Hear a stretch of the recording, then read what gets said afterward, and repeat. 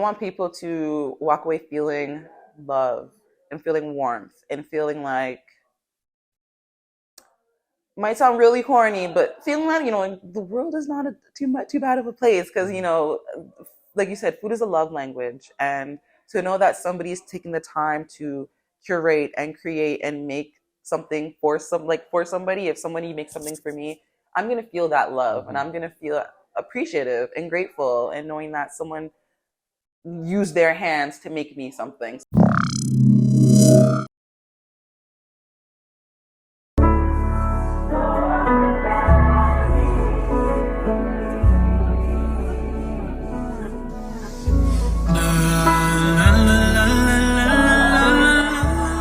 I'm Styles with SipWithStylez podcast.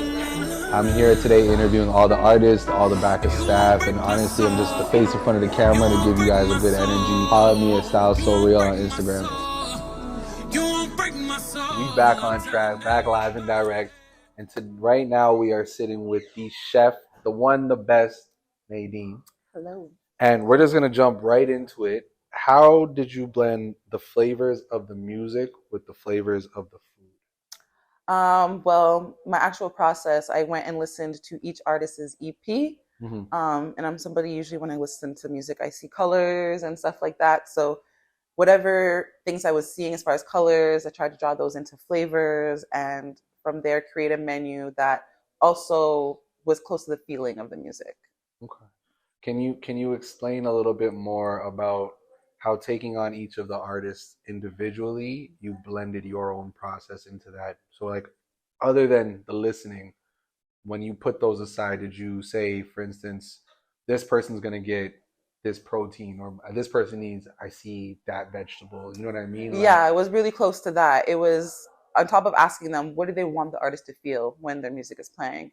And with those keywords, I'm like, okay, this person is going to need something spicy. Like their music's really bold. They want the audience to feel that emotion. So like we go with spicy food for this one. Someone who's a little bit more calm, a little more sensual, we went with like a dessert as opposed to an actual savory dish. So yeah, those were the type of things I used to draw to create this menu. Can you speak a little bit more about the artists and their dishes? Because I seen a little bit earlier the deconstructed taco. That looked amazing. So that dish specifically is for Nicole Chambers. She's a very sultry, really humble artist. So I wanted to create a dish that would mimic that, something that was very rich, very flavorful, but still very humble. And a birria taco is like right up there with that. For Leo, he was hard-hitting sounds, but still had that like elegance to it. So we went with like a Chinese spiced chicken roulade. So we tried to elevate it as far as the technique of the chicken and stuffing it with mushrooms and greens, but still getting that really intense flavor with the Chinese spices. And then with Teo, what we did was we went with a dessert. We wanted to go do something a little bit mystical, a little bit more mysterious, but very audacious. And so we went with a gelato flavor that you probably will never find in a store. And I think everyone's going to love it. Now, to piggyback off those beautiful ideas and how you guys made those dishes come to fruition, tell us more about the show and how your part, because you said you want every artist in conversation to feel like it's their show. Yeah. And now I feel like with that dish, to say I have my own dish, what kind of feeling do you think that gives the artist? Oh, a sense of power, a sense of almost control over the audience, because really and truly, like you said, I wanted them to feel like this is their specific show and not just a set.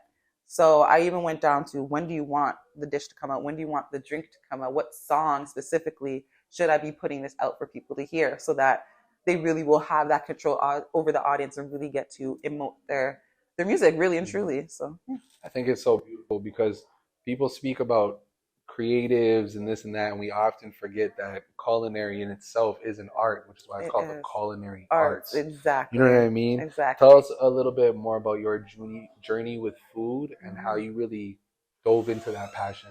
Well, I started out like many other chefs do, watching my grandmothers in the kitchen and stuff like that. Me trying to mimic them. I'm a Jamaican background, so trying to mimic things like cornmeal porridge and like dumpling, and failing miserably at it, and then realizing, with that push of my mom, finally going to culinary school. So did the culinary school route, did a post-grad, was lucky enough to travel abroad, got to study in Italy, and work in a Michelin star restaurant over there. And that definitely taught me a lot and changed completely the way I look at food.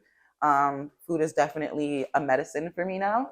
And then, yeah, it's been a little over 10 years now in and out of restaurants, but focusing on private dining and events is definitely more up my alley. So I love it. Let's touch base on the restaurant, the Michelin star restaurant that you worked at, because congratulations. Thank you. Thank Because you. a lot of people may not understand the prestige that is, but Yeah. someone who enjoys food, I'm aware.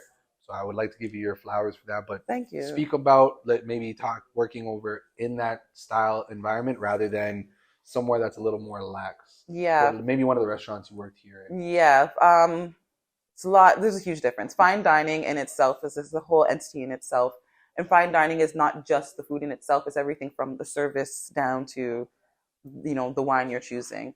So yeah, the presentation, all of that. So with fine dining, you're paying more attention to the ingredients first off, because that's what you're really tasting, the ingredients. You want to taste ingredients, whereas a lot of places rely heavily on like seasonings and salts and all that. We're relying on the actual ingredient in itself and how to elevate that in a certain way. And I really, as much as I love like pub food and gastro pub food, fine dining, there's so much you can do. And something like with Nicole Chambers' dish, a taco, is not something you would consider fine dining, but different techniques that are applied can make it just that much elevated. So and I think it's beautiful that you shine those on, like you said, something as humble as a taco, because we all know that it's a simple, very simple meal. Culturally, it's got a lot of cultural emphasis to people, but the fact that, and then the flavors, I'm sitting here getting speechless, and I don't get speechless.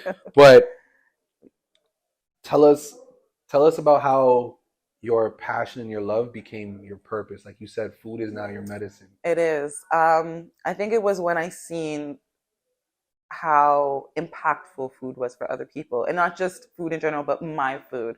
How much my food can change people's emotions, make someone really happy. And also just seeing that if I was to make something when I'm in a bad mood or I'm not feeling it, you see that in the food, you taste that in the food. So I think being able to feed people is what made it my purpose and made me so passionate about it. I hear that, because especially for someone, I'm a cook, not a chef.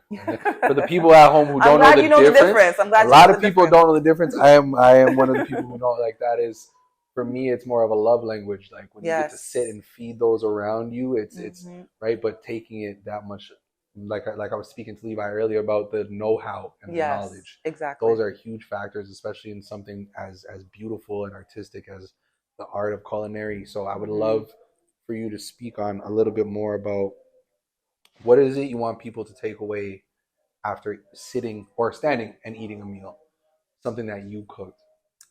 I want people to walk away feeling love and feeling warmth and feeling like, might sound really corny, but feeling like, the world is not too bad of a place, because, like you said, food is a love language. And to know that somebody's taking the time to curate and create and make something for somebody, if somebody makes something for me, I'm going to feel that love and I'm going to feel appreciative and grateful, and knowing that someone used their hands to make me something. So I definitely want people to walk away feeling loved and feeling like food is more than just food. Food is love. Food is medicine. So. And I want you to speak on, because we spoke on the phone when we were going through everything. You spoke on something, and I think it's such a beautiful message. You said, "Wherever there is food, there is music." There is. Right? There is. I can't do one without the other specifically. Usually when I'm cooking, I'm not listening to a podcast, I'm listening to music. Yeah. Definitely listening to music. With the holidays coming up, there will be music playing in that kitchen while I'm making Christmas dinner. Yeah. Music gets me through my days. It's the first thing I'm usually like listening to music as soon as I wake up. Usually right before I go to bed, I'm listening to music. And just knowing that I could do something like make a menu off of just listening to music, I think people need to realize that connection a little bit. Like, it's there and it's deep. And in my world, you can't have one without the other. I think that's beautiful. Now, unfortunately, you don't have any projects coming up. Not right? Not yet. But how can the people get a hold of you, get to know you a little bit better? People can get to know me. Definitely follow my Instagram, working on more food content coming for you guys. But through my private dining company, BreVonne Co, I try to use my Instagram almost like a food journal. So you'll see like my travels, me cooking in different places, cooking for different people, doing dinner parties. I like to host dinner parties quite a bit. Um, and watch my journey building in Edmonton. I mean, being out of Toronto and starting over has been really fun, and I'm trying to document that. So definitely go to BreVonne Co on Instagram, and you'll see it all. Perfect, perfect. Now, I would love to give you your flowers for what you've done for these Thank lovely you. artists. Thank you. And the food looked delicious. I didn't get to try none because the savages out there ate it all. Oh, don't worry, but I'll get you. I got you. But the show is coming February 24th. Follow Taste of Music TO on Instagram, and tickets will be live in January. Thank you so much.